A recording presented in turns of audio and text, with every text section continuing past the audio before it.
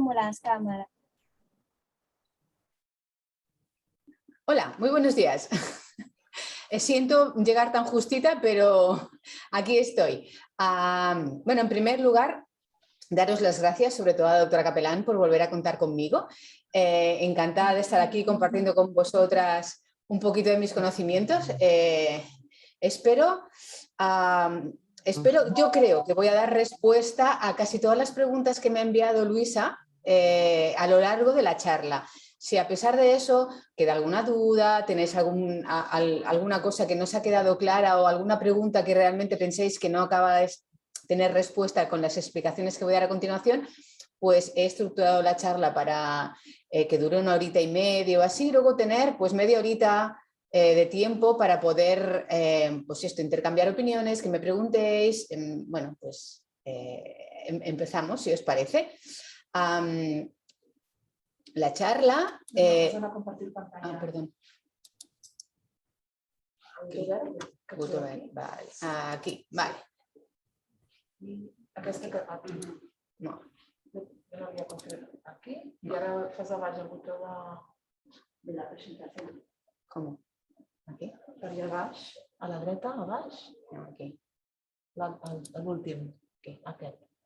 Y ya Ja está. està. Perfecto. Perdonad, problemas técnicos para variar. Bueno, la verdad es que vamos a tocar como muchos temas, porque vamos a hablar de menopausia, vamos a hablar de sexualidad, vamos a hablar de patología oncológica y de cómo estos 3 procesos se van a interrelacionar entre ellos. Entonces, vamos a empezar hablando, pues eso, de qué es la menopausia, ¿no? Vamos a hablar después de un poquito de qué es la sexualidad, sobre todo la sexualidad femenina y cómo se diferencia un poco o mucho de la masculina. Vamos a hablar de cómo la patología oncológica puede afectar a la sexualidad, cómo se relaciona con la menopausia, es decir, voy a intentar entretejer un poco los 3 temas, pero bueno, vamos a empezar hablando un poco de menopausia, ¿sí? ¿Qué significa menopausia? ¿Qué es la menopausia? Bueno, pues etimológicamente la menopausia significa el cese de la regularidad menstrual, es decir, es el final de la etapa reproductiva de la mujer. Dejamos de tener reglas, dejamos de tener menstruaciones, dejamos de ser fértiles porque nuestros ovarios se paran, dejan de producir ovocitos y no podemos quedarnos embarazadas y además no vamos a ver más la regla, en principio. Por lo tanto, es una etapa fisiológica de la vida de la mujer, ¿sí? No es una enfermedad, es una etapa por la que todas las mujeres vamos a pasar. Y esta etapa, este proceso biológico, fisiológico, va a dar una serie de sintomatología, una serie de clínica que pueden repercutir de una manera o de otra en nuestra calidad de vida. Además, no solamente es un proceso biológico o fisiológico, sino que también es una transición psicosocial. Es decir, la menopausia ocurre en una etapa de nuestro ciclo vital que va a determinar también que los efectos o la sintomatología puramente biológica se viva de una manera o de otra, dependiendo de la actitud que tengamos ante esta idea de cese de la menstruación, de cese de la fertilidad, ¿no? Este cese o esta idea de se acabó la vida reproductiva, se acaba una etapa que a veces cuesta un poco de asimilar. ¿Cuál es la dimensión biológica? ¿Qué procesos fisiológicos ocurren durante la menopausia? Bueno, pues el proceso primordial es que los ovarios dejan de funcionar. Todas nacemos con una dotación ovocitaria, es decir, con un número determinado de ovocitos que cuando se agotan, adiós, se acabó la menstruación. ¿Y qué supone el agotamiento de esta dotación ovocitaria, este cese de funcionamiento ovárico? Bueno, pues 2 procesos fundamentales. La disminución de hormonas, estrógenos, progesterona y testosterona, y una alteración en el equilibrio hormonal y neurotransmisor a nivel cerebral. Todo esto nos va a llevar a una serie de sintomatologías, ¿sí? Una serie de consecuencias que se van a traducir en una serie de síntomas. Sofocos, ¿sí? Por alteración del centro termorregulador que está a nivel cerebral. Hemos dicho que ocurre una alteración del nivel hormonal a nivel cerebral y esto provoca que nuestro centro termorregulador se vuelva un poco turulato y empiece a funcionar mal. Y de repente a las 3 de la mañana te levantes en pleno invierno tapada con el edredón, te despiertes con un calor y una sudoración aparentemente inexplicable porque el resto de la humanidad tiene frío y se tapa. Esto es porque el centro termorregulador es hormonodependiente. Al no tener hormonas que actúen sobre él, se desfirula un poco y hasta que vuelve a ajustarse el funcionamiento del centro termorregulador con la falta de estrógenos, puede pasar X tiempo. Y que esto va a depender de cada mujer, de cada fisiología. Además, va a aparecer algo que realmente va a interferir mucho en nuestra vida sexual: sequedad vaginal. La vagina es el órgano hormonodependiente por excelencia. Al no haber estrógenos, disminuye la secreción vaginal. La mucosa, el epitelio de la mucosa se adelgaza, con lo cual cuesta más lubricar durante las relaciones sexuales, y al adelgazarse el epitelio de la mucosa, los nervios sensitivos están más en la superficie y esto puede provocar alteraciones en la sensibilidad. Con lo cual puede provocar dolor. Ya nos lo hemos imaginado esto, ¿verdad? Además, hay alteraciones en el estado anímico, como irritabilidad, la habilidad emocional, insomnio, que además se puede agravar por las sofocaciones nocturnas. Todo esto debido a la alteración de neurotransmisores y a la alteración hormonal del sistema límbico. Esto afecta la calidad de vida, ¿sí? Porque que de repente te eches a llorar sin saber muy bien por qué, o que no te aguantes ni a ti misma, como alguna que otra paciente me ha comentado durante X tiempo, porque de repente no sabes por qué te enfadas, ¿no? O sí sabes por qué, pero los enfados son exagerados respecto a la causa que los ha provocado, ¿no? Vemos la tapa del váter levantada y es como si se hubiera caído el techo del baño. Claro, todo esto tiene que ver con la falta de hormonas también.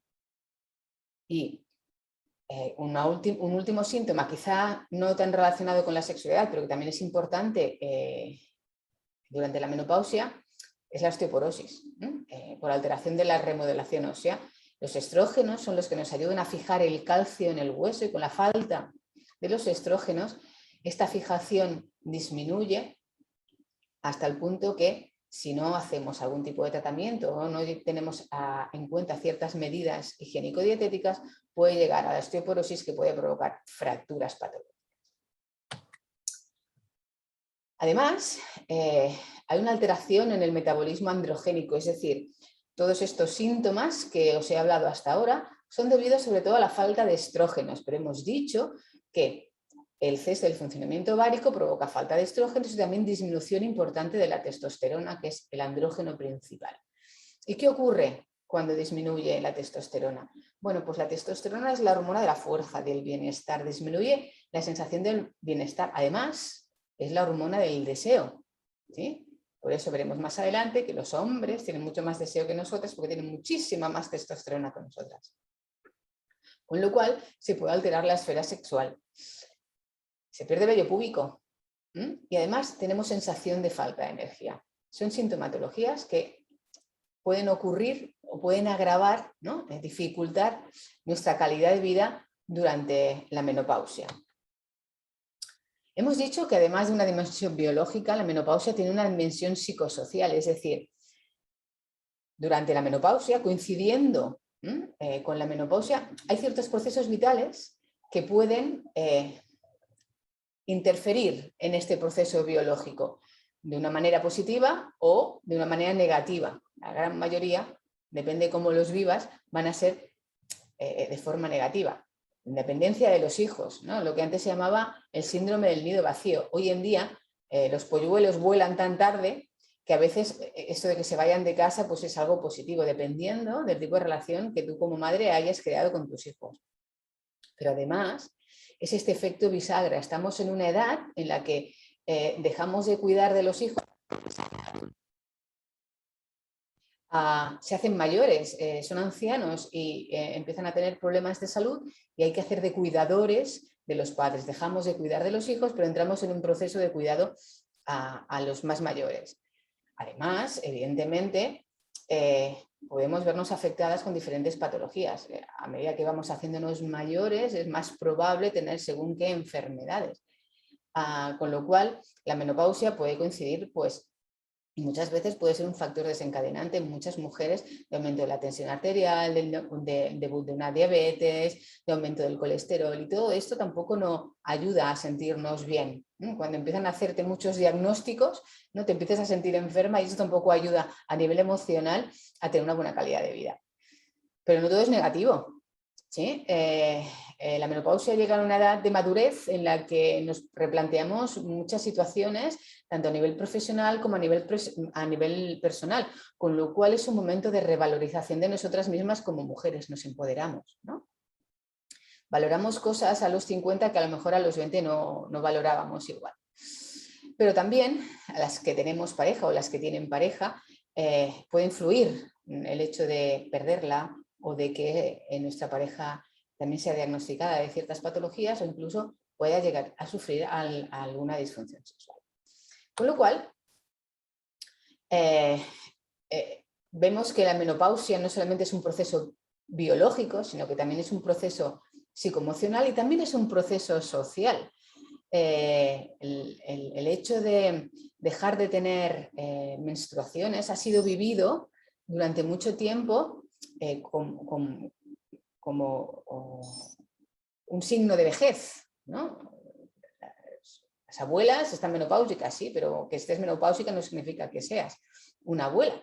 Y además, el hecho de no poder embarazarnos con la menopausia tampoco significa que dejemos de tener relaciones sexuales, porque los seres humanos no tenemos relaciones solamente para reproducirnos, sino que también las tenemos por placer, con lo cual que no podamos quedarnos embarazadas con la actividad sexual no quiere decir que debamos dejar de tener relaciones sexuales. Otro mito, ¿no? Solo los jóvenes y guapos tienen derecho a disfrutar de sus relaciones sexuales. Esto es mentira. Cada momento vital tiene su momento sexual, pero no significa que el hecho de dejar de tener menstruaciones, el hecho de entrar en menopausia, tenga que ser el momento de echar el cierre a nuestra esfera sexual. Y evidentemente, la menopausia, como os decía al principio, no es una enfermedad, es un proceso fisiológico, es una etapa de transición. A veces difícil, dificultosa, un poco dura, porque toda la sintomatología que nos puede conllevar el hecho de no tener estrógeno, eso es un poco, yo siempre les explico a mis pacientes que es un poco como un síndrome de abstinencia. La mayoría de nosotras tenemos estrógenos desde los 12-13 años, estamos acostumbradas a este funcionamiento estrogénico y de repente estos estrógenos desaparecen de una manera más o menos brusca. Ahora hablaremos también, ¿no?, de la brusquedad de la desaparición de estas hormonas, y esto hace que nuestro cuerpo se altere a nivel físico y también a nivel emocional. Es un proceso que mejora con el tiempo. Se estabilizan estas sintomatologías y las que no se estabilizan, que ahora veremos cuáles son, tienen tratamiento, ¿sí? Podemos mejorarlos, con lo cual no es una enfermedad, es una etapa biológica de la vida de la mujer. Y esto es importante que lo interioricemos, porque de cómo vivamos nuestra menopausia va a depender nuestra calidad de vida. Y teniendo en cuenta que muchas vamos a vivir menopáusicas la mitad de nuestra vida, ¿no? Si la esperanza media de vida son 85 años en la mayoría de mujeres, pues si la menopausia empieza a los 40 y a los 45, 50, un poquito más, la mayoría estamos menopáusicas, bueno, pues nos quedan 35 años de vida siendo menopáusicas, con lo cual, dependiendo de nuestra actitud, estos 35 años los vamos a vivir de una manera o los vamos a vivir de otra. Como os decía, esta menopausia puede ser una menopausia natural, fisiológica. Nuestros ovarios dejan de funcionar de una forma espontánea, no provocado por o una enfermedad o un tratamiento o una cirugía. A esto se le llama menopausia iatrogénica y cualquiera de ellas es mucho más brusca y mucho más complicada de vivir. ¿Por qué? Porque si a ti te extirpan los ovarios, cuando estos ovarios todavía funcionan, el síndrome de abstinencia que os comentaba antes es mucho más brusco. Las mujeres que sufren una menopausia natural, esta disminución de los estrógenos viene a ser progresiva, paulatina. En cambio, cuando te retiran los ovarios, cuando todavía están funcionando de forma adecuada, esto es un síndrome muy brusco. Hoy tengo hormonas, mañana no tengo ninguna. Y esto sirve de otra manera. Normalmente las menopausias iatrogénicas son sintomatológicamente mucho más importantes y afectan un poquito más la calidad de vida.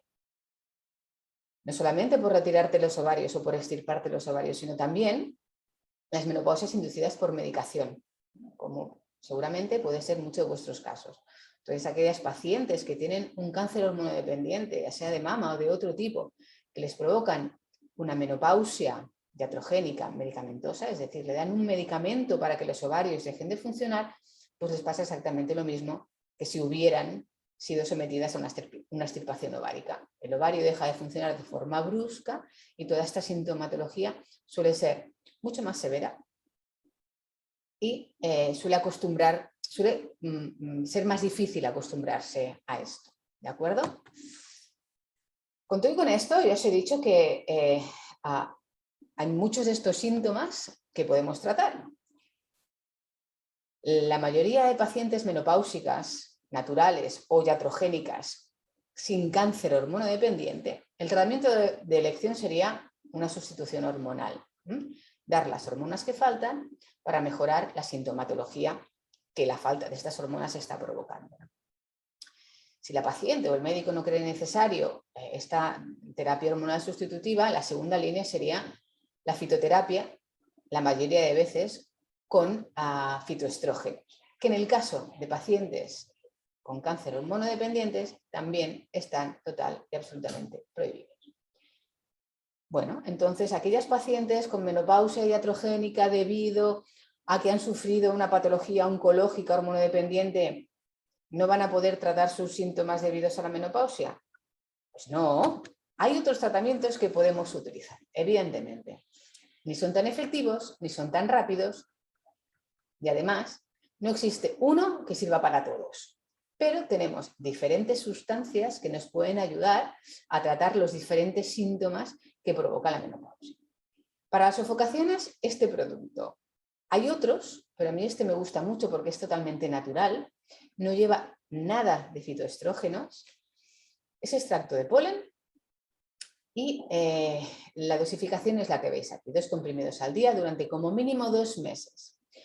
Yo sugiero que se tome en estos 2 comprimidos, ¿no? Que se dosifiquen a lo largo del día dependiendo de en qué momento se tengan las sofocaciones. Si las sofocaciones son durante todo el día, pues uno por la mañana y otro al mediodía. Que durante el día voy tirando, pero por la tarde, noche tengo muchas sofocaciones, sobre todo me despierto mucho por la noche con sofocación, pues una al mediodía y una por la noche. Que de día y de noche, pues una por la mañana y otra por la noche. ¿De acuerdo? Cuando hemos conseguido mejorar la sintomatología, es decir, cuando hemos conseguido reducir las sofocaciones, podemos reducir también la medicación y nos quedamos con aquel comprimido que nos cubra el momento en el que todavía tenemos sofocaciones. De hecho, como es un producto natural, lo podemos continuar en el tiempo lo que necesitemos sin ningún tipo de problema. Para estos estados de ánimo así alterados, la irritabilidad, la labilidad emocional, a veces también ayuda con el insomnio la rodiola. Yo os pongo aquí este producto porque es uno de los que conozco que llevan la rodiola solo. Seguramente habréis visto en el mercado que hay muchos productos para la menopausia que combinan rodiola con otros productos para la menopausia. El problema de estas combinaciones es que un porcentaje elevado de estos productos llevan fitoestrógenos. Con lo cual, si hay problemas de la debilidad emocional, de insomnio y tal, en pacientes que no pueden tomar nada de fitoestrógenos, yo suelo recomendar este. Y también, dependiendo de la intensidad y la sintomatología, 1 o 2 comprimidos al día y luego ir retirándolo de forma paulatina.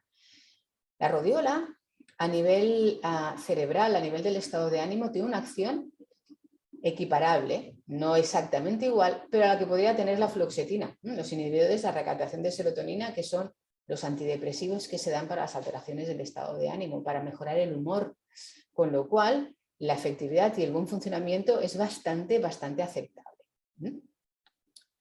¿Qué más? Bueno, pues otra de las sintomatologías que os he dicho, que a pesar de que no afecta a la esfera sexual, es frecuente durante la menopausia, es la osteoporosis o la osteopenia. La osteoporosis hay que tratarla, hay que hacer un tratamiento específico, pero también se puede prevenir.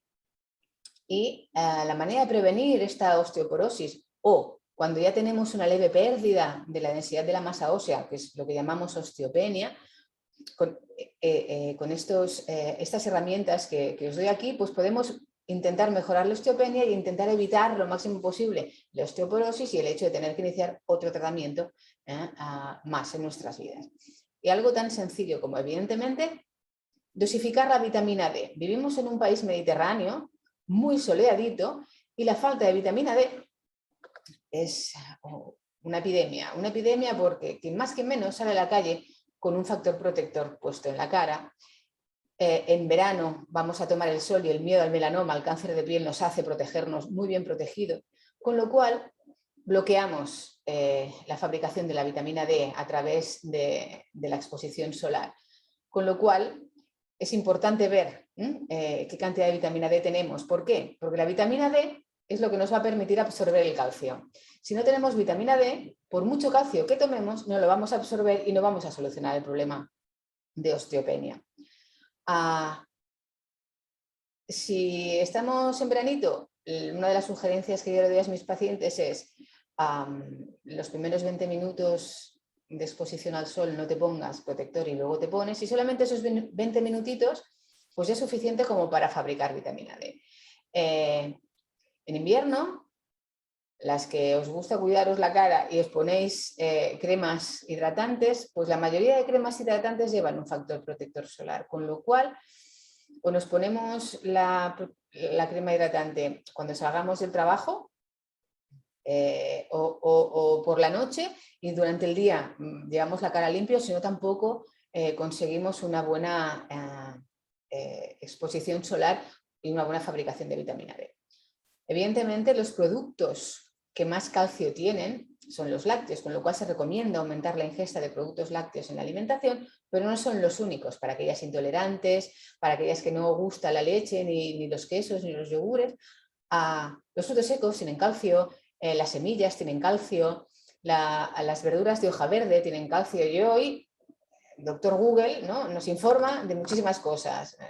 Pues por si me dejo alguno, ponéis alimentos ricos en calcio. Me parece que hay algunos pescados azules que también tienen mucho calcio.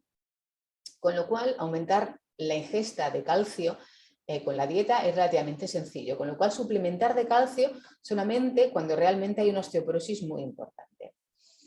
Como ya os comentaba, lo de las dosis de sol sin protección solar y hacer un ejercicio físico que nos ayude a fijar el calcio en el hueso. Y el ejercicio que más ayuda a esto es caminar o hacer algún ejercicio antigravitatorio, saltar, correr, pero caminar es un ejercicio muy sencillo. Caminar 1 horita cada día puede resultarnos sencillo y nos puede ayudar mucho a la prevención de la osteoporosis. Y digamos que el gol estándar, ¿no?, de la sintomatología menopáusica que afecta a la esfera sexual, que es la sequedad vaginal. Claro, sequedad vaginal que evidentemente el tratamiento más efectivo sería dar una crema con estrógenos, pero si no podemos hacerlo, no tenemos por qué quedarnos de brazos cruzados. Hay muchísimas cremas hidratantes sin estrógenos que pueden mejorar muchísimo la sequedad vaginal. A mí también me gusta mucho utilizar aceites esenciales.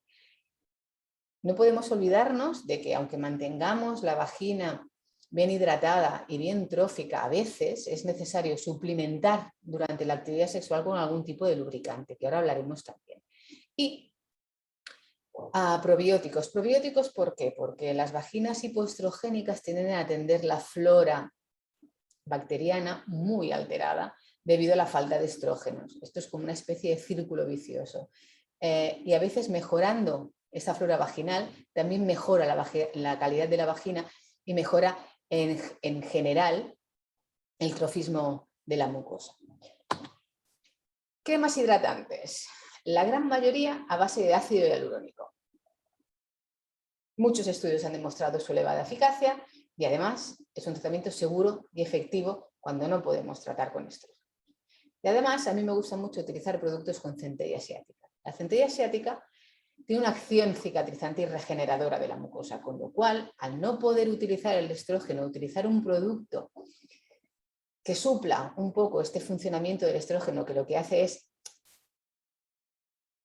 engruixir, ahora me sale en castellano, engordar la mucosa, hacer que este adelgazamiento debido a la falta de estrógenos se revierta.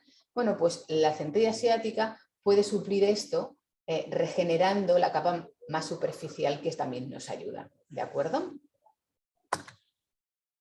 Estos productos que veis aquí y otros millones no, pero sí que es verdad que hay muchísimos hidratantes vaginales, son solo a base de ácido hialurónico. Funcionan bien, ¿sí?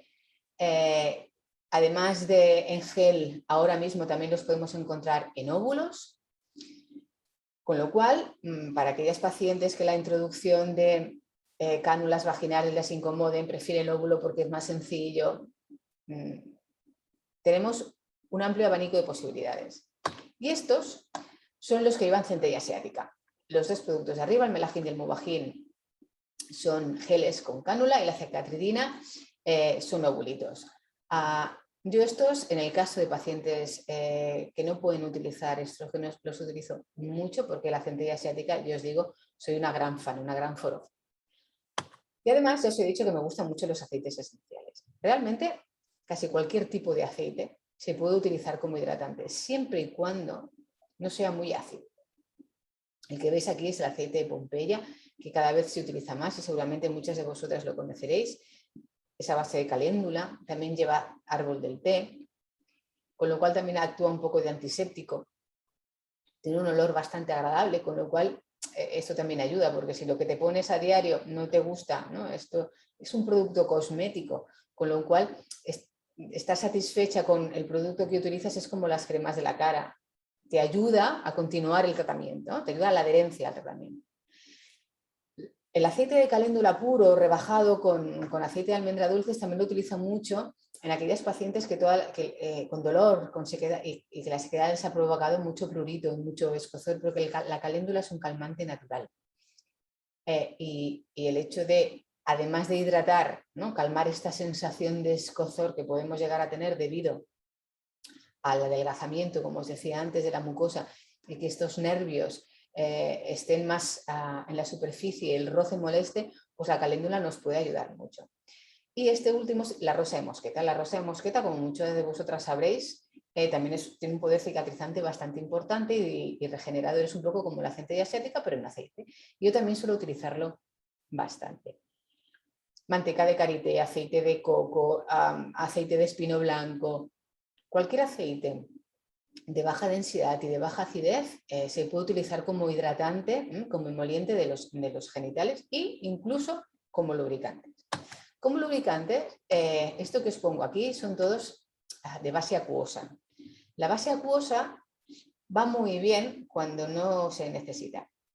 Yo hoy en día recomiendo mucho más una base aceitosa como los aceites, oleosa, o una base siliconada. También es verdad que el tipo de lubricante va a depender un poco de si todavía se usa preservativo por el motivo que sea, tanto porque no tenemos pareja estable y queremos evitar una enfermedad de transmisión sexual, o porque todavía menstruamos de vez en cuando y no queremos correr el riesgo de quedarnos embarazadas y como método anticonceptivo. ¿Vale? Esto va a depender de cada caso, de cada pareja. Porque los lubricantes con base oleosa, los aceites, no se pueden utilizar con preservativos. Los de base acuosa sí, los de base siliconada también. Y os digo, los lubricantes a usar como coadyuvante, como una ayuda extra, cuando a pesar de que hemos mejorado la sintomatología debida a la sequedad, todavía hay una pequeña molestia, ¿no?, sobre todo a la entrada. Pues facilita el lubricante, ¿no?, como bien dice, lubrica la situación y con lo cual suele facilitar la relación sexual. Y los probióticos, como os decía antes, ¿no? En estas vaginitis no infecciosas, muchas veces debido a hipoestrogenismo, hay una alteración del pH que hace que la flora vaginal disminuya o desaparezca, ¿no? Que se estropee el ecosistema vaginal. Y compensarlo, equilibrarlo con probióticos puede ayudar a mejorar la sintomatología que este hipoestrogenismo puede provocar. A mí me gustan mucho los probióticos locales, vaginales, porque es un poco, si yo quiero que actúen a nivel vaginal, pues lo de tomármelo por boca como que, ¿no? Un poco como los niños, que está más cerca, ¿no? La luna, ¿por qué ves? Me explico. El problema con los probióticos vaginales es que los están dejando de fabricar porque a los laboratorios farmacéuticos los obligan a comercializarlos como un fármaco, no como un producto coadyuvante, son compuestos, no están comercializados como fármacos hasta ahora. Y esto, el comercializarlos o convertirlos en un fármaco, les cuesta mucho dinero a las industrias farmacéuticas, con lo cual la mayoría de laboratorios están dejando de fabricarlo y se dedican más a potenciar los probióticos orales con una acción vaginal. Muchas casas farmacéuticas tienen, de hecho casi todas las que os pongo aquí, tienen una línea de probiótico vaginal por vía oral, porque esto les permite, la Agencia Española del Medicamento les permite seguir comercializándolo como un compuesto alimentario, como un complemento alimentario, y no les obliga a convertirlo en fármaco. Con lo cual, yo me voy a entristecer muchísimo y me voy a arrancar los pelos cuando dejen de encontrarlos mis pacientes en la farmacia, porque realmente a mí me gusta mucho la formulación vaginal, pero bueno, tendré que acostumbrarme y pasar a la vía oral. Ya me han encantado las excelencias de la vía oral, voy a tener que probarlas. Yo es que soy como Santo Tomás, ¿no? Hasta que no meto el dedo no creo, voy a tener que darle un poquito de cancha y ponerle fe a la situación. Sea como sea, los probióticos de acción vaginal pueden ayudar también a la sequedad vaginal y por lo tanto a mejorar nuestra esfera sexual. Mejorar nuestra esfera sexual. Bueno, pues si queremos mejorar nuestra esfera sexual, lo primero que tenemos que hacer es conocer un poco, ¿no? ¿Cuál es nuestra sexualidad? ¿Qué es, ¿no? La respuesta sexual? Y vamos a ponerle el apellido de femenina, porque como veremos, no es lo mismo. No es exactamente lo mismo, ¿no? A nivel biológico, el cuerpo del hombre y la mujer no es igual. Somos diferentes en muchos aspectos y en el sexual también. Entonces, vamos a empezar situándonos un poco, ¿no? ¿Qué es la respuesta sexual? Bueno, pues es un conjunto de cambios psicofisiológicos asociados al hecho de tener relaciones sexuales. Quedaos con lo de psicofisiológicos porque es importante. Y además, estos cambios no solamente afectan a los genitales, sino que pueden afectar a todo el organismo. ¿Sí? Se nos acelera el corazón, respiramos más rápido, sudamos y sentimos una serie de sensaciones, ya no solamente a nivel genital y corporal, sino también a nivel mental, que hace que percibamos, ¿no? Una serie de sensaciones que pueden ser muy placenteras, que pueden alterar nuestra conciencia. Como veis, no es precisamente algo sencillo, no es A más B igual a C, sino que en esta respuesta se van a involucrar muchísimos factores y no solamente biológicos. Para saber más de las cosas tenemos que echar un poco la vista atrás y ver qué se entendía en el siglo pasado por respuesta sexual.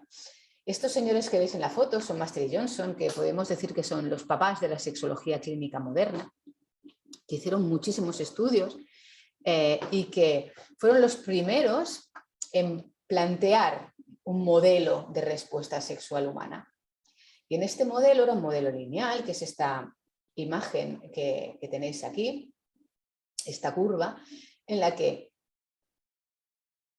había 4 etapas, ¿no? Una excitación, una meseta, un orgasmo y una resolución. Y este periodo refractario en las mujeres, al parecer, no lo veían tan claro, en cambio en los hombres siempre ha existido la idea de que después de una relación sexual tiene que haber un periodo de descanso para poder volver a iniciar una actividad sexual.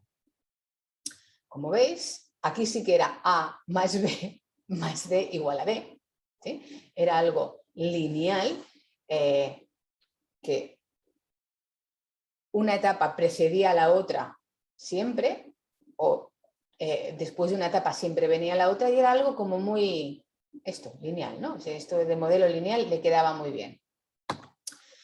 No es hasta finales de los 70, principios de los 80, que esta señora, que es Helen Kaplan, como habéis visto en la etapa anterior, el deseo no aparecía por ningún sitio. Partíamos de que la relación sexual se iniciaba con la excitación. Para Master y Johnson, el deseo estaba implícito en la actividad sexual, no era una etapa necesaria para iniciar una actividad sexual. Y ya os digo, sobre los 80 Kaplan dijo, un momentito, porque esto de que empecemos la actividad sexual excitados no es bien así. Para que aparezca excitación, primero tenemos que desear tener una relación sexual, e incluye el deseo en el esquema lineal de la respuesta sexual. Y para ella, la respuesta sexual constaba de estas tres fases: deseo, excitación y orgasmo. Obviaba por completo la meseta y no le daba demasiada importancia a la fase de resolución. Y no es casi hasta finales del siglo pasado, principios de este, que estos dos terapeutas sexuales, que son Snark y sobre todo Bason, dicen que quizá este modelo tan lineal de la respuesta sexual no corresponde al 100%, sobre todo de las mujeres. Y que esta respuesta sexual femenina tiene un modelo más circular, no tan lineal. Y Bason insiste en que los dos grandes dominios, las dos grandes patas, ¿no?, en las que se apoya esta respuesta, además de la excitación, que es necesaria, también en el sentimiento de intimidad. Y esto le da una vuelta al cómo se entiende la sexualidad femenina. Este es el modelo de Bason, y como veis, el impulso sexual espontáneo, ¿no?, este deseo de querer, está en el centro. ¿Por qué? Porque ella cree que este impulso no tiene que estar al inicio. Y lo que sí que está involucrado en el círculo es esta intimidad. Para Bason, no es necesario tener un deseo inicial, sino que puedes partir de un aspecto neutro, es decir, yo siempre les explico en la misma situación a mis pacientes.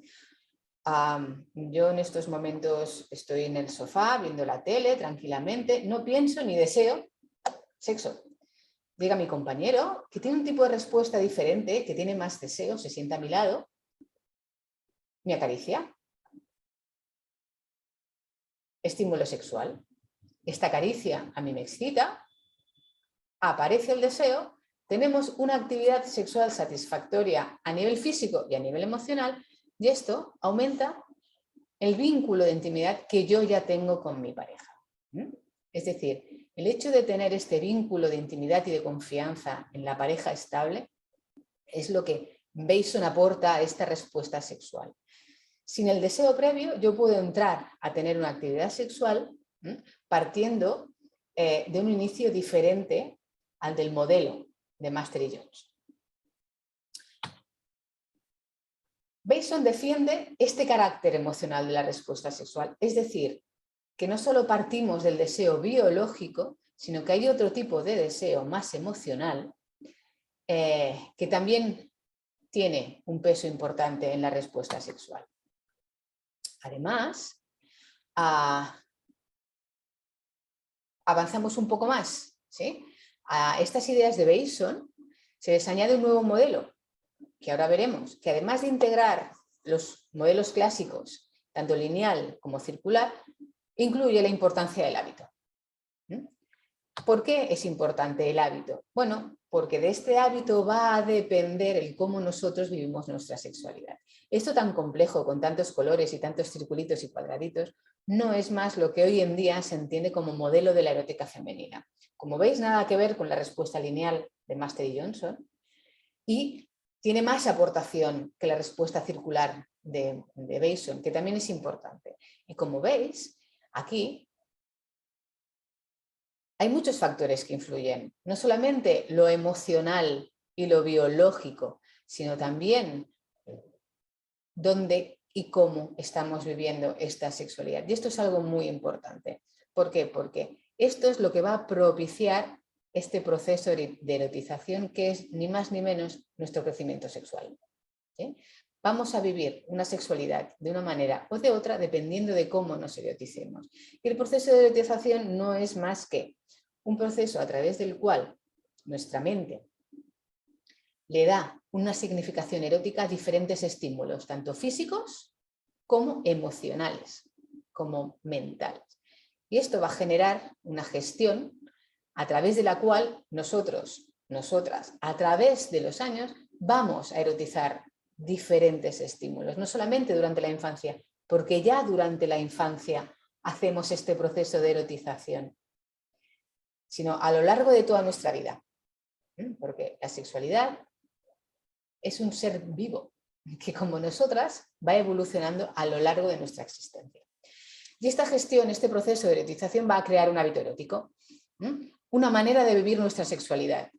Y esto va a hacer que nuestra motivación para tener una relación sexual sea una o sea otra. Evidentemente, los estímulos sexuales y todo nuestro sistema sexual va a influir en nuestra respuesta sexual, pero todo este proceso, toda esta gestión erótica va a tener un peso muy importante en nuestra esfera sexual.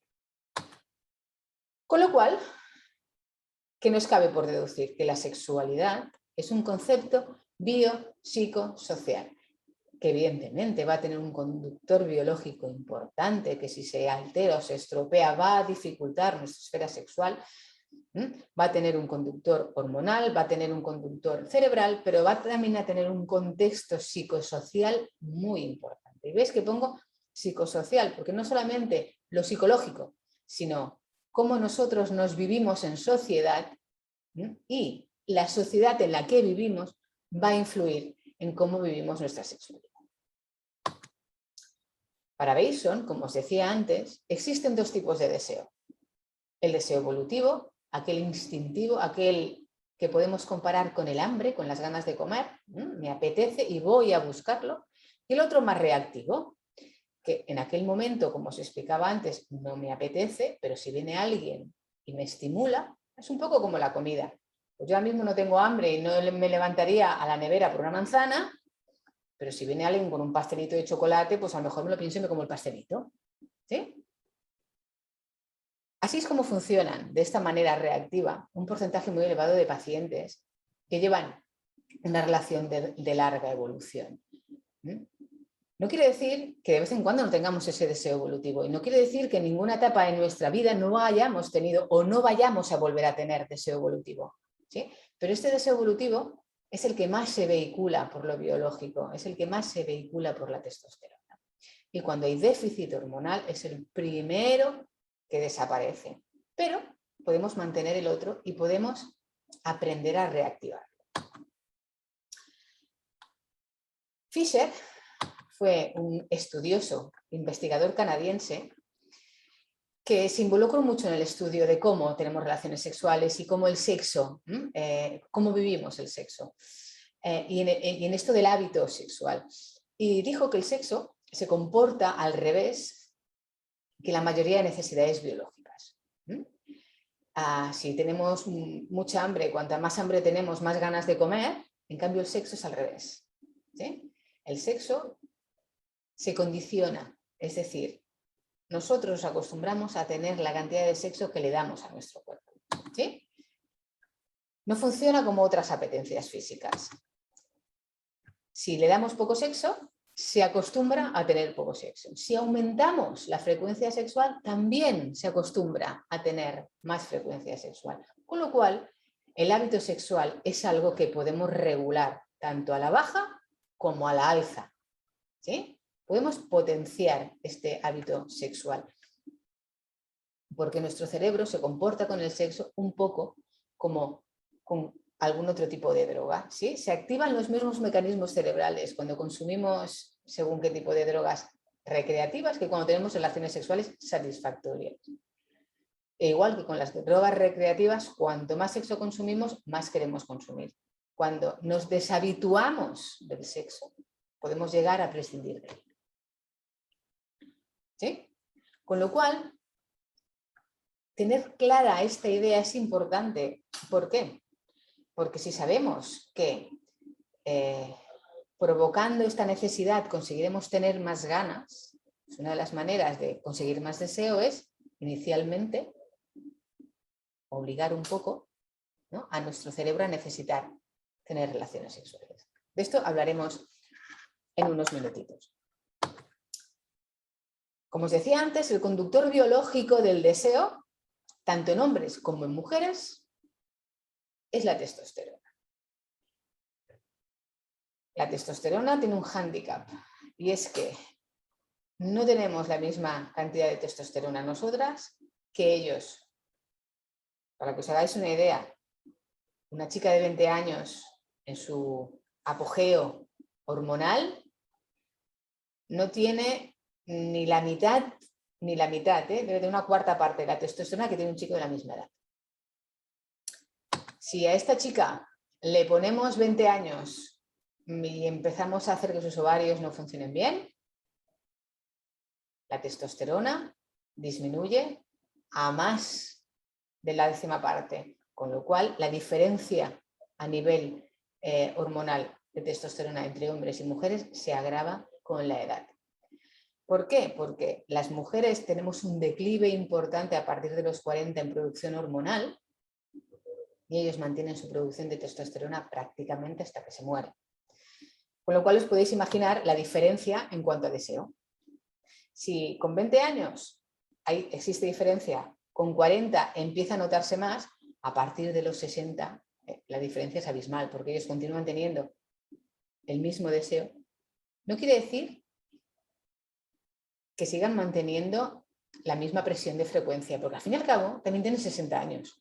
¿Sí? Y aunque a nivel hormonal tengan la misma cantidad, a nivel físico también envejecen, también les pasan cosas, también tienen enfermedades, también tienen achaques, con lo cual la edad va haciendo que el proceso vital influya sobre la esfera sexual. Como os decía antes, la sexualidad es un ser vivo, crece con nosotros y varía con nosotros. Y cada momento vital va a tener una sexualidad diferente y esto es algo que tenemos que aceptar. Tanto nosotras como ellos. También es muy importante aceptar las diferencias de funcionamiento sexual en cuanto al género. A veces ellos lo tienen presente, porque es evidente, pero les cuesta, y el hecho de verbalizarlo y que lo oigan les ayuda a entender, ¿no? O les ayuda a aceptar, porque entenderlo entienden perfectamente. Bueno, pues si durante la menopausia ocurren ciertos procesos que pueden alterar nuestra sexualidad, ¿hasta qué punto, ¿no?, la sexualidad se ve alterada por el proceso de la menopausia? Bueno, pues es evidente que lo biológico influye. Si no tenemos estrógenos, va a haber una serie de factores que no funcionan igual. La respuesta a nivel clitoridiana es más lenta, menos intensa. Hay menor congestión en los labios menores, se ingurgitan menos, hay menos lubricación y hay menor contracción durante el orgasmo, con lo cual la falta de estrógenos va a alterar la percepción que nosotros tenemos de nuestra respuesta biológica.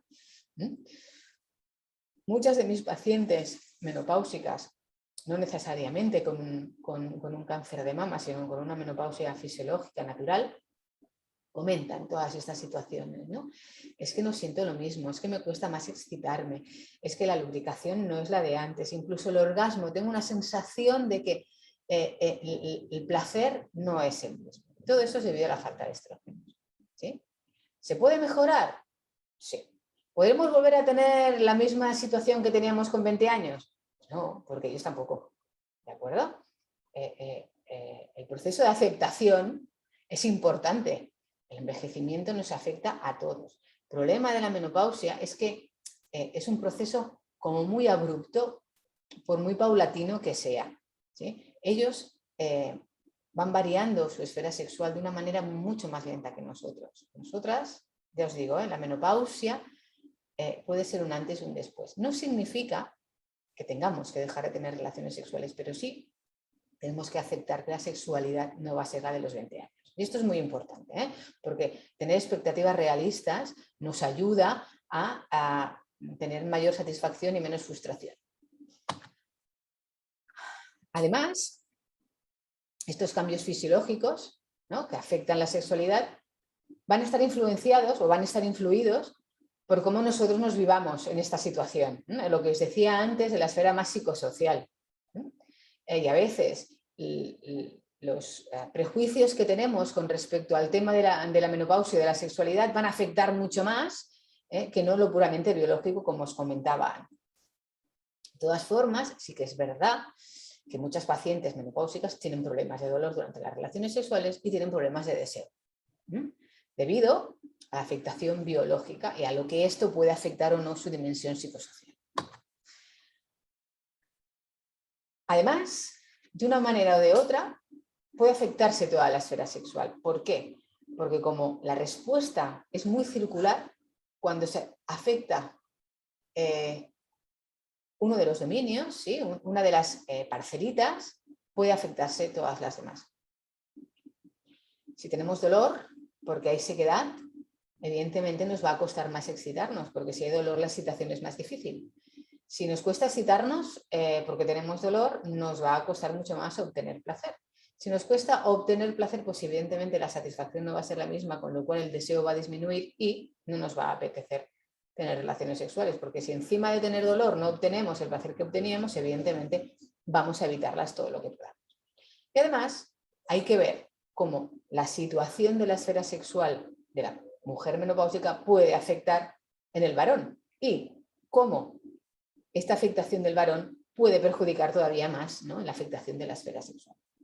Teniendo en cuenta que además ellos, a la edad en que nosotras entramos en menopausia, tampoco son unos pipiolos, a no ser que hayamos cambiado de pareja y tengamos una pareja más joven, pues también tienen entre los 50 y los 60 años. También empiezan a tener problemas de erección, a veces empiezan a tener problemas de próstata, con lo cual a veces su esfera sexual también se ve afectada, aunque no sea en el deseo, sí en otras fases. Como os decía, los mitos y los roles estereotipados con respecto a la menopausia pueden afectar más la sexualidad que la depresión. Soy vieja, ¿cómo voy a tener relaciones sexuales si ya no tengo la regla? El sexo es para los jóvenes solo, como os decía al principio. Y evidentemente, la sintomatología acompañante de la menopausia, no solamente la sequedad vaginal, va a influir mucho en la esfera sexual. Si no duermes bien, si tienes sofocos, si estás irritable, evidentemente esto altera toda tu esfera emocional y también va a perjudicar en tu sexualidad. ¿Cómo vamos a intentar mejorar un poco esto, ¿no? ¿Y de qué va a depender que unas mujeres lleven mejor la menopausia que otras? Bueno, pues de diferentes factores. El primordial es de cómo tú te vivas a ti misma, de la actitud que tengas respecto a ti misma. También del condicionamiento sociocultural. No es lo mismo vivir en Europa que vivir en Sudamérica, que vivir en el sur o en el norte de África, que vivir en Asia, que vivir en Australia. Es decir, allí donde vivimos va a condicionar cómo nuestra cultura y nuestra sociedad influye en nuestra sexualidad y en nuestra manera de vivir la menopausia. También es importante. Como os decía antes, la menopausia no solamente es un proceso biológico, es un proceso psicosocial, de una dimensión social importante. Con lo cual, dependiendo de la etapa vital que estemos pasando, pues también va a influir en cómo vivamos esta menopausia y esta sexualidad. También nuestra historia anterior. Si nosotras llegamos a la menopausia con una sexualidad satisfactoria y activa, vamos a vivirla de una manera diferente que si nuestra sexualidad no ha sido lo que a nosotros nos hubiera gustado de nunca. Si tenemos una sexualidad poco gratificante, llegado a la menopausia, es más probable que se agrave las dificultades que hemos tenido. Y anticipándonos, si sabemos que la menopausia conlleva una serie de sintomatologías que se pueden prevenir o que se pueden mejorar de forma inmediata, no esperar a que aparezcan todos los síntomas de forma florida como para tratarlos. Y como el sexo suele ser cosa de dos, el estado de salud y la esfera sexual de nuestra pareja también va a influir si esta pareja existe. Y tanto si es hombre como si es mujer. Con todo y con eso, El 60% de las mujeres entre 52 y 65 años menopáusicas tienen una vida sexual activa. De hecho, tener una vida sexual activa mejora la sintomatología de la menopausia a nivel sexual. La menopausia no significa que tengamos que echar el cierre a la paradita sexual. Y vivir plenamente nuestra sexualidad nos va a ayudar a mejorar nuestra calidad de vida en la etapa de la menopausia. ¿Cómo conseguirlo? Bueno, pues adquiriendo toda la información posible, ¿sí? ¿Por qué? Porque lo desconocido genera ansiedad. Si sabemos qué es lo que nos va a venir, podemos anticiparnos y mejorarlo, ¿vale? Y adaptarnos. Hablar, la comunicación es esencial en todo proceso vital, relacional, biológico, pero en sexualidad es primordial. Sobre todo cuando se avecinan cambios. Cuando quizá lo que antes me satisfacía y me funcionaba, ahora, debido a la etapa vital que estoy viviendo, válgame la redundancia, no me funciona igual. Y es necesario comunicarlo, porque los seres humanos telépatas no somos. En nuestras parejas, muchas veces, si no les decimos, es que esto ya no, es que por aquí prefiero que lo evitemos, ellos no, o ellas no van a saber, ¿de acuerdo? Y, evidentemente, para eso estamos los que sabemos un poquito más de estos temas, para que nos consultéis. Perder la vergüenza de hablar de estos temas. El tema sexual todavía es tabú, pero cada vez más se habla de sexo en consulta y yo creo que tanto personal sanitario como vosotras como pacientes estamos obligados a poner el tema encima de la mesa porque es un tema que perjudica mucho la calidad de vida. Bueno, hemos hablado de menopausia, hemos hablado de cómo esta puede afectar la sexualidad, hemos hablado un poquito de sexualidad en general, nos hemos puesto un antecedente. Pues ahora venimos como el Paco Umbral, ¿no? Yo vengo aquí a hablar de mi libro. Bueno, pues yo vengo aquí a hablar de patología oncológica, sobre todo cáncer de mama y sexualidad. Hemos hablado un poco de todo en general, vamos a hablar un poco de este tema. Todas y todos sabemos que el cáncer es una patología todavía muy impactante, que tanto a nivel físico como emocional puede causar un impacto importante, ya sea por miedo, por las molestias físicas, por los efectos secundarios de los tratamientos. Bueno, hay un deterioro en la calidad de la vida del paciente y de la paciente oncológico. Y la sexualidad, como forma parte de nuestras vidas, pues también puede verse afectada.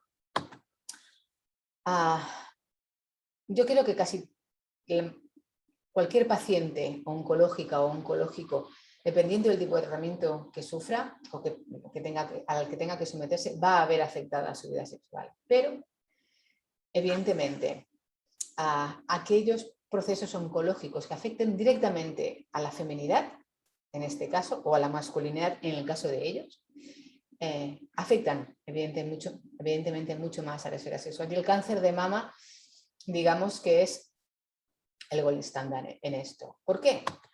Bueno, porque las mamas son muy importantes, están muy vinculadas con la sexualidad.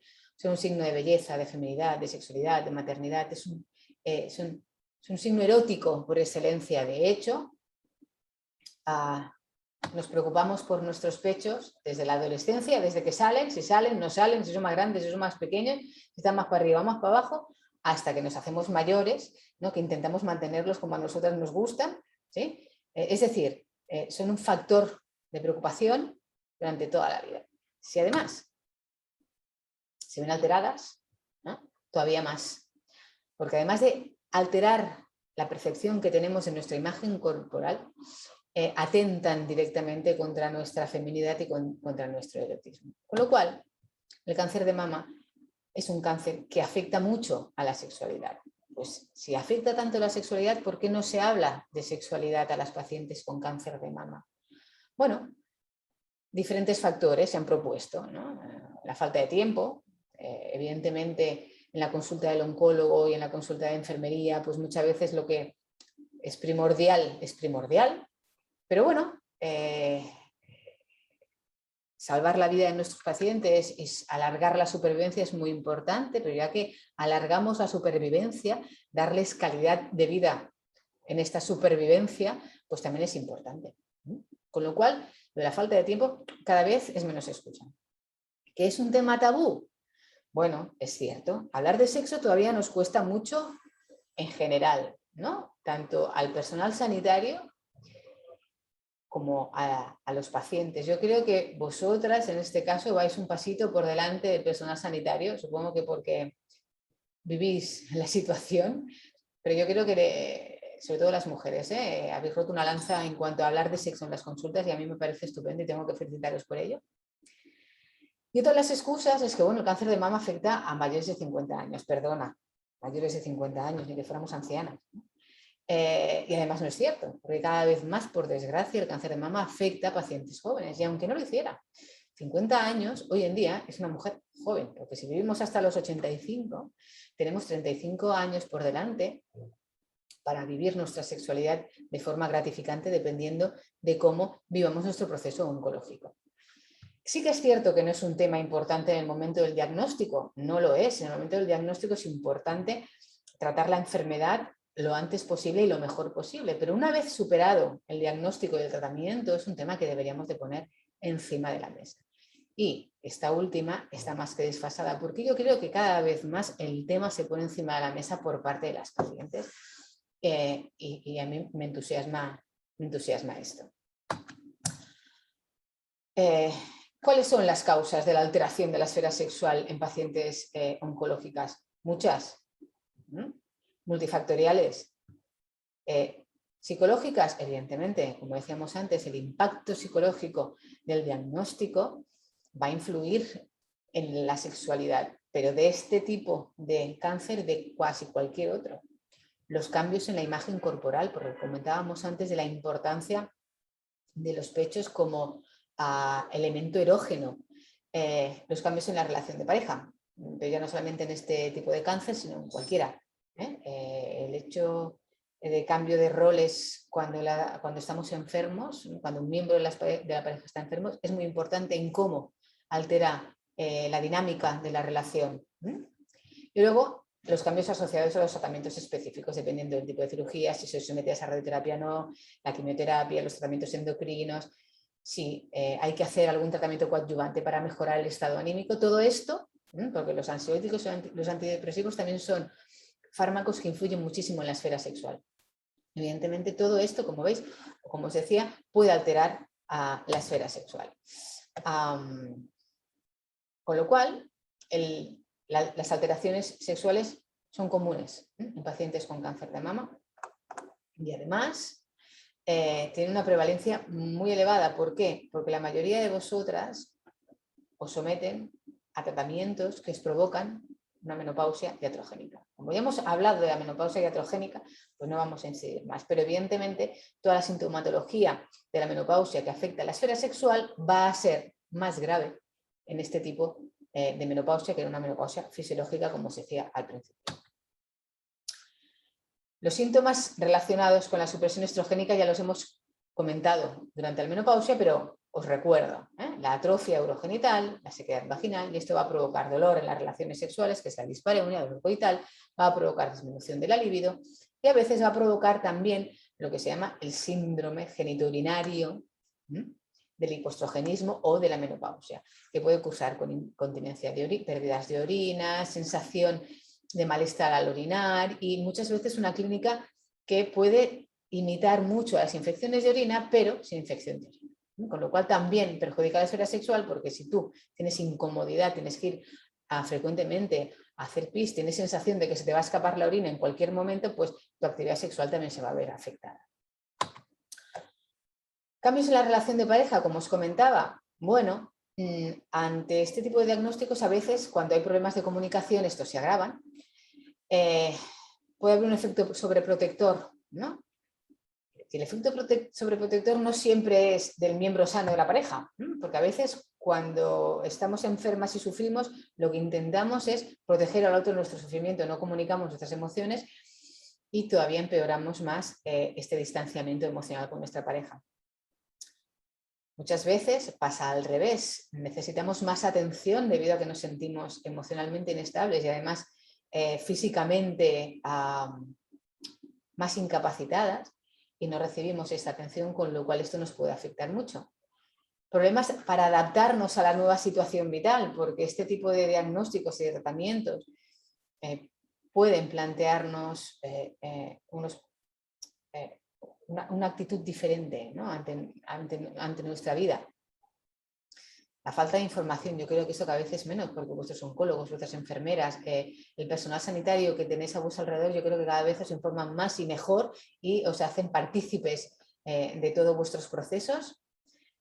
Y dependiendo de la edad del diagnóstico, bueno, pues hoy en día la criopreservación ovárica ovocitaria se plantea en un porcentaje muy elevado de pacientes, pero con todo con eso, muchas no llegáis o a muchas no os funciona, y el hecho de tener que aceptar no poder, ¿no? O llevar a cabo un proceso vital como puede ser, ¿no? Una opción vital como puede ser la maternidad, pues también conlleva una serie de alteraciones emocionales y que a veces influyen mucho en la sexualidad, teniendo en cuenta que lo de la maternidad, el sexo y la reproducción va todo muy unido.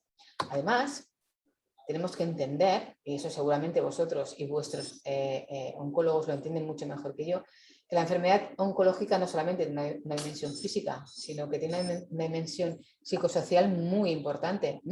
Cuando damos un diagnóstico oncológico, no solamente damos un diagnóstico biológico, sino que damos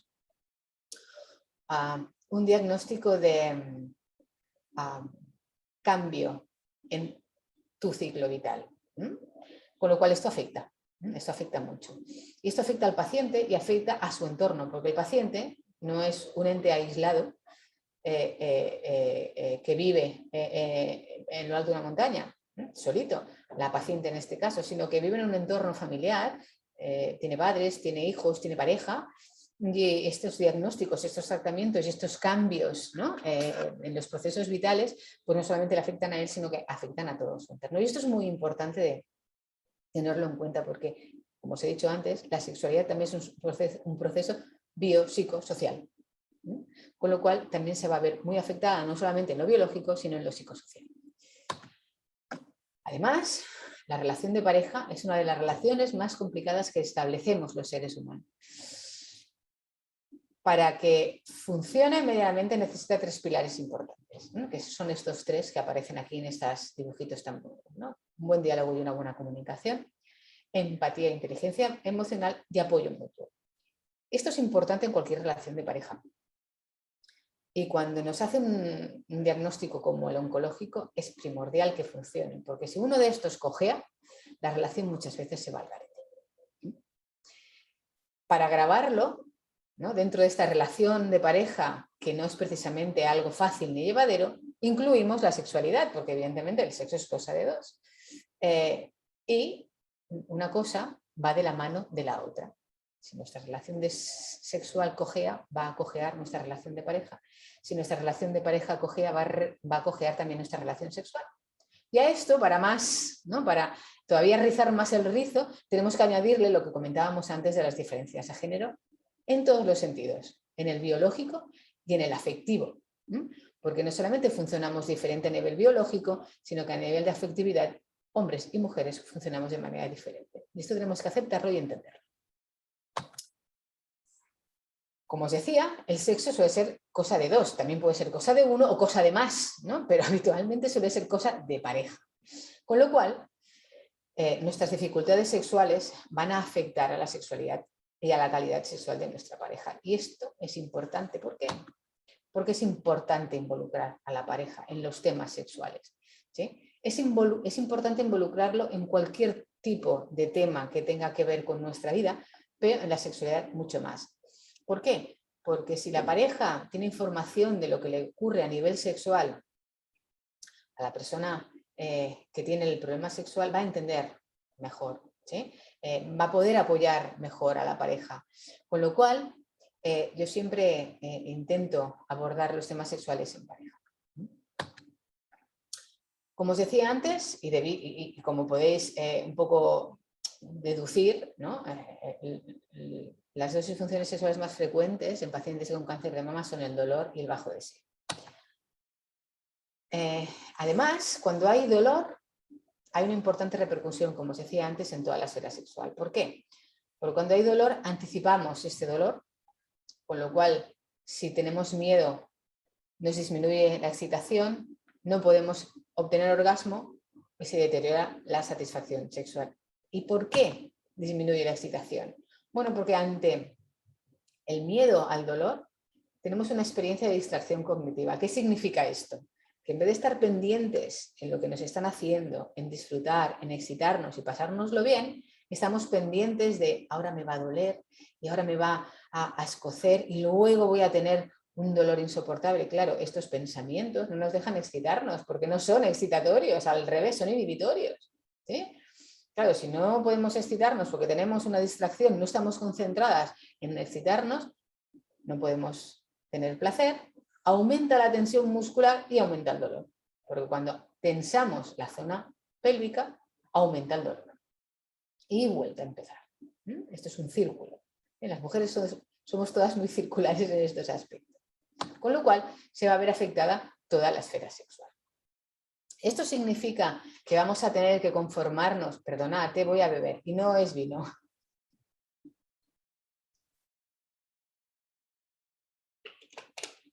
A que lo parezca, este de frutos rojos. Pues no tenemos por qué conformarnos, igual que no nos conformamos con la sintomatología de la menopausia y tenemos diferentes maneras de abordar esta sintomatología, pues también tenemos diferentes maneras de abordar la mejoría, ¿no?, de nuestra sexualidad. Para empezar, decir que esto tiene que ser multidisciplinar. ¿Qué significa multidisciplinar? Que no podemos tratar solo lo físico y olvidarnos de lo emocional o afectivo, o tratar solo lo emocional y afectivo y olvidarnos de lo físico. Esto es, ¿no?, un puzzle que tenemos que tratarlo todo para que funcione. Y tener muy claro qué es lo que queremos de estos tratamientos, ¿no? ¿Cuál es el objetivo de esto? Bueno, pues mejorar la satisfacción de ambos miembros de la pareja. Y a veces esto pasa por aceptar el cambio en la vida sexual, ¿sí? Aceptar que quizá las cosas no vuelvan a ser como antes porque mi cuerpo no es el que era antes, porque mi estado anímico no es el que era antes. Mis relaciones no son como eran antes, con lo cual esto hay que aceptar. Aceptar el cambio no quiere decir resignarse a. Que las cosas sean diferentes no quiere decir que sean peores, porque muchas veces el cambiar y darnos la oportunidad de vivir las cosas de una manera diferente nos da la oportunidad de mejorarlas. O por lo menos de probar cosas que a lo mejor no probábamos porque el funcionamiento que teníamos antes nos iba bien y para qué probar cosas nuevas, ¿no? Como os he dicho antes, el dolor afecta. Como afecta a toda la esfera sexual, lo primero que tenemos que intentar mejorar es el dolor. Una vez conseguimos, pues ya buscaremos la manera de mejorar el deseo y el placer. Pero lo primordial es mejorar el dolor. Para mejorar el dolor, las tácticas van a depender de cada paciente. Vamos a hacer un poquito un traje a medida, porque va a depender de si vuestro cáncer es hormonal o no, de si estáis haciendo tratamiento hormonal o no. Con lo cual vamos a necesitar, pues eso, diferentes opciones. Como de la sequedad vaginal ya hemos hablado de opciones no hormonales, que en la mayoría de vosotras son las que vamos a utilizar, y si se pueden utilizar hormonales, pues las utilizaremos, pues no voy a insistir. Pero recordar siempre que además de tratar la mucosa, hay que tratar el suelo pélvico. ¿Por qué? Por lo que os acabo de explicar ahora. Porque cuando tenemos relaciones sexuales con dolor, tenemos tendencia a tensionar la musculatura, a apretar. Y si apretamos esta musculatura y generamos tensión, provocamos una contractura del suelo pélvico, que si no la tratamos va a perdurar en el tiempo. Y por mucho que mejoremos la sequedad, la mucosa, pongamos hidratantes, demos probióticos, utilicemos lubricantes, si el músculo está dolorido, va a haber dolor igual durante la actividad sexual. Y además, este dolor no tiene que ser solamente con la penetración, sobre todo cuando hay sequedad. Cuando hay sequedad, la penetración molesta, pero a veces también molesta el hecho de la caricia genital, incluso el hecho de estimular la zona de los labios y del clítoris puede resultar incómoda. Cuando mejoramos el tono del suelo pélvico, también mejora esto, ¿de acuerdo? Es importantísimo. ¿Cómo mejoramos? Pues como cualquier otra contractura, con calor y con vibración.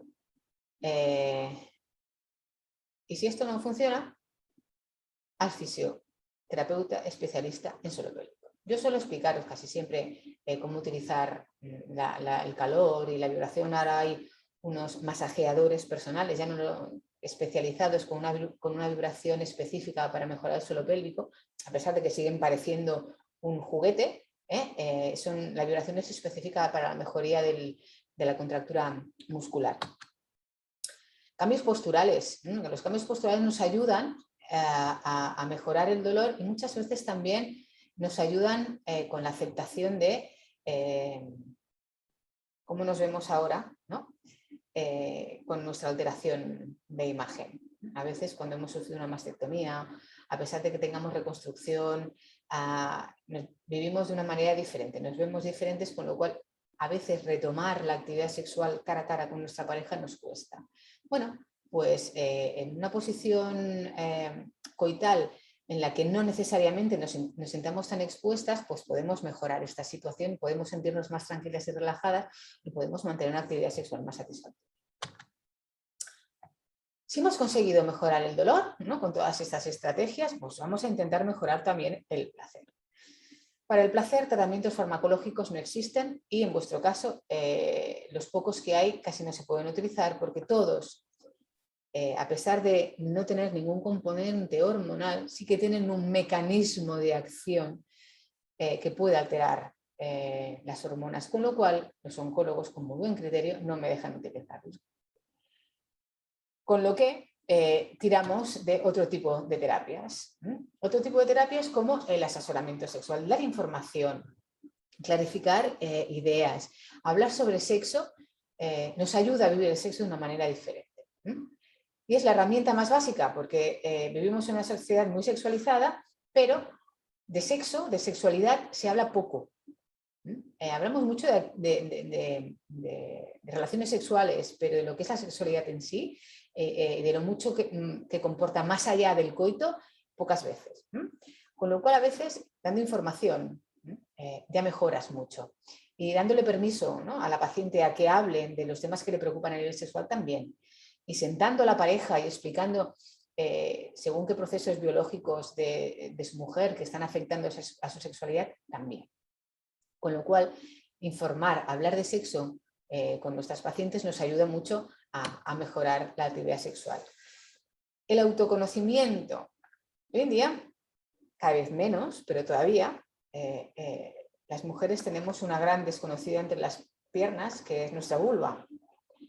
Si nosotras no sabemos cómo funciona, es muy difícil transmitirle a nuestra pareja cómo funciona, con lo cual experimentar con nuestra sexualidad es importante, sobre todo si no lo hemos hecho todavía o si hace mucho que no lo hacemos.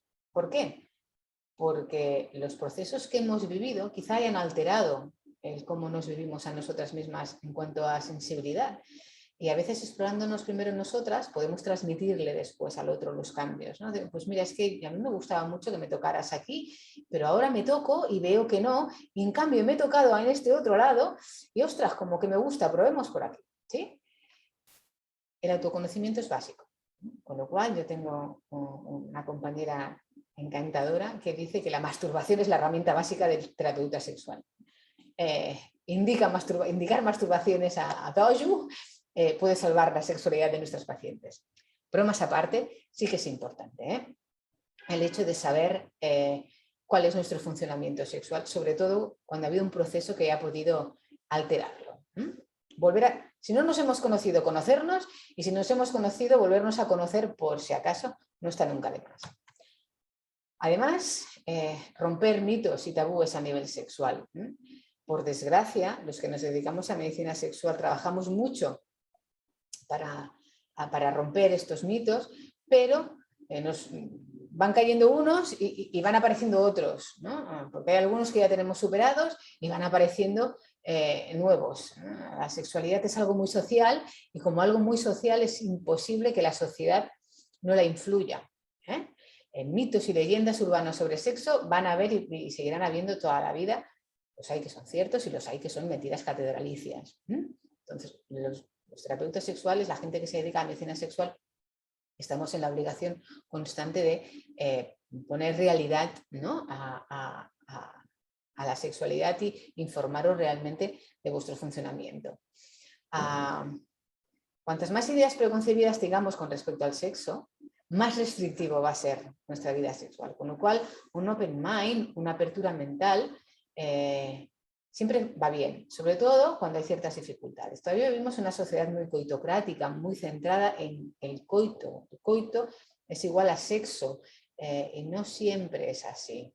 El problema es que esto todavía se transmite. Es un mito que nos está costando mucho derrocar. Otras herramientas, bueno, pues la monotonía es el enemigo de la vida, ¿no? La cotidianidad, y peor enemigo aún es la cama. Probar cosas diferentes, como os decía, ¿no? Romper un poco con el coito como base de nuestras relaciones sexuales, probar cosas diferentes, aumentar nuestro erotismo. No hace falta que hagamos el salto del tigre ni que nos metamos en una bañera, pues si nos ocurre lo que a esta pareja tan simpática. Pero bueno, y tampoco debemos de probar cosas con las que pensemos que no vamos a disfrutar, ¿sí? Pero igual que con la comida, a mí me gusta mucho comer y siempre hago muchas comparaciones y muchas metáforas con el sexo. Si yo veo un plato que ya de entrada pienso esto me va a dar un asco horrible, pues no lo probaré. Pero si me ponen un plato vistoso, aunque no lo haya probado nunca, ¿por qué no probarlo? A lo mejor me sorprendo y me agrada mucho. Incluso con aquello que tiene aspecto un poco asquerosillo. Pero bueno, hay que intentar ampliar nuestro abanico de posibilidades sexuales y desgenitalizar. Y para desgenitalizar, bueno, pues técnicas más precisas. La terapia sexual como tal tiene muchas herramientas. Yo utilizo estas 3 técnicas que me suelen funcionar bastante, que son muy sencillas y que los explico porque es algo que es muy de sentido común y muy adaptable. ¿De acuerdo? ¿En qué consiste la focalización sensorial? Pues un poquito ya os lo he explicado. Es en desgenitalizar, en romper el hecho de que todo tiene que pasar por una penetración vaginal. ¿De acuerdo? Con esto conseguimos disminuir la ansiedad, mejorar nuestro erotismo, potenciar la erotofilia, conocer la respuesta sexual no genital de nuestro cuerpo. A esto podemos añadirle además la readquisición de hábito. Cuando el problema básico es que no tenemos deseo, como se explicaba al principio, este deseo evolutivo vehiculado por la testosterona, tenemos que potenciar el reactivo. Y el reactivo, como cualquier hábito, lo potenciamos programando. Es como cuando vamos al gimnasio. Si no nos gusta mucho, pero necesitamos ir al gimnasio y esperamos a tener ganas de ir al gimnasio, no vamos a ir nunca. Si nos obligamos a ir 2 veces en semana, acabaremos yendo 2 veces en semana porque además vamos a ver los beneficios que nos aporta ir al gimnasio, ¿no? Estos pensamientos positivos, este cambio de actitud hacia el sexo. Programar los encuentros sexuales, más este cambio, ¿no? Este cambio de actitud positiva, viendo los beneficios no solamente sexuales que nos aporta tener actividad sexual con nuestro compañero, va a ayudarnos a readquirir otra vez este hábito, va a ayudar a gestionar esta erótica que se ha roto por el proceso oncológico o por el proceso de menopausia. ¿De acuerdo? A esto, ¿no? A esto de programar, yo le llamo espontaneidad programada, que además nos ayuda a potenciar otros aspectos del sexo, que no solamente es el placer físico, sino que es el aspecto lúdico. El sexo es un juego más, con un objetivo, evidentemente, pero igual que el objetivo del juego no es ganar, sino divertirse, pues el objetivo del sexo no solamente es placer, sino pasártelo bien. No solamente durante el acto sexual, sino también programándolo y poniéndole un poquito de sal y pimienta a las relaciones sexuales. Para esto, para ponerle un poquito de sal y pimienta a las relaciones sexuales, podemos trabajar con fantasías sexuales. A veces, con la falta de testosterona, a las mujeres también nos cuesta cada vez más fantasear. Esto lo podemos suplir, como veremos ahora, o lo podemos ayudar un poquito con otro tipo de estímulos externos. Hay que tener en cuenta que las fantasías sexuales son fantasías. ¿sí? Es algo para nosotras, como mucho para nuestras parejas si la queremos compartir, que no tenemos por qué compartirla, pero que nos va a ayudar a excitarnos. Es un estímulo mental. Cuando el estímulo físico no es como era antes, debido pues esto, a los procesos biológicos alterados, tenemos que darle un empujoncito con el estímulo mental. Con las fantasías sexuales hay que tener un poquitín de cuidado, porque tenerlas no significa quererlas llevar a cabo siempre. Que si nos apetece compartirlas, las compartimos, y si no, es algo íntimo nuestro que no tenemos por qué compartir, ¿no? Igual que hay cosas de nuestra intimidad que por mucho que queramos a nuestra pareja y mucha confianza que tengamos con él o con ella, pues no compartimos. Pero sí que nos van a ayudar a estimular, ¿no? Este deseo y esta excitación que a veces a nivel biológico pues está un poco deficitario. Como os decía, potenciar estímulos mentales con literatura y con filmografía, con películas. Tanto la literatura como la filmografía son muy personales. Yo os he puesto aquí estas dos fotos, pero bueno, por ejemplo, las 50 sombras de Grey yo considero que no precisamente, en cuanto a 9 semanas y media sí que es una peli que considero que a nivel erótico está bien. Los estímulos mentales, tanto los visuales como los lectores, potencian nuestra excitación mental. El problema con los estímulos visuales, con la pornografía convencional, es que no a todas las mujeres les gusta. Hay que encontrar algo que nos excite, que nos estimule y que nos agrade. Pues igual que vamos al cine a ver películas de un tema que nos gusta o compramos libros de un tema que nos gusta. A nivel erotismo pasa exactamente lo mismo. Pero esto, el hecho de utilizar literatura erótica y de utilizar alguna película, hace que pongamos más pensamientos sexuales, más sexo en nuestras vidas, y esto hace que podamos potenciar ese deseo reactivo. Y el uso de juguetes. Los juguetes son para compartir, ¿no? Los niños juegan con sus juguetes y lo comparten con sus amigos. Nosotros los juguetes sexuales son para compartir con nuestra pareja. Eso no significa que no podemos utilizarlos solas, pero tampoco significa que sean sustituto de nada. Como veis, yo aquí he puesto 3 imágenes que no tienen nada que ver con lo que habitualmente la gente piensa cuando se habla de un juguete sexual. Juguetes sexuales hay de muchas maneras. Hay juegos, hay dildos, hay diferentes tipos de vibradores, ¿sí? Y lo que pretendemos con los juguetes es estimular la fantasía, mejorar nuestra esfera sexual, no sustituir nada, ¿vale? Y como os he dicho antes, como el abordaje me gusta hacerlo en pareja, y como las relaciones sexuales son cosa de dos y las relaciones sexuales van muy vinculadas a la relación de pareja, si hay algún problema de pareja hay que abordarlo. Sí, hay que trabajar comunicación, intimidad y frustración. Trabajar comunicación, ¿por qué? Porque es esencial, como os he dicho antes, para cualquier tipo de relación, pero en la sexual, sobre todo cuando la sexualidad no funciona, es primordial. Y es tan o más importante lo que se dice como la manera de decirlo, es decir, la comunicación efectiva. Lo que dices es importante, pero decirlo de una manera adecuada todavía lo es más. La manera adecuada de decirlo muchas veces es decirlo como nos gustaría oírlo a nosotras, porque si no, se puede tomar como una agresión, ¿sí? Como una recriminación. Y no nos gusta que nos recriminen, pues intentemos evitar recriminaciones o ataques verbales, ¿no? Y además, la comunicación es básica, como os decía antes, para expresar nuestros deseos, para expresar nuestras necesidades. Insisto, los seres humanos no somos terapeutas, no somos telépatas. Si no nos explican, si no explicitamos, es muy difícil que la otra persona sepa cuáles son nuestros deseos, por mucho tiempo que lleve con nosotras, por mucho que nos conozca. Nuestros deseos, nuestros gustos, nuestras necesidades pueden cambiar y ellas no tienen por qué estar siempre pendientes de nosotras. También tenemos la responsabilidad de expresar, ¿de acuerdo? Trabajar la intimidad, porque hemos dicho que de la intimidad puede surgir el deseo.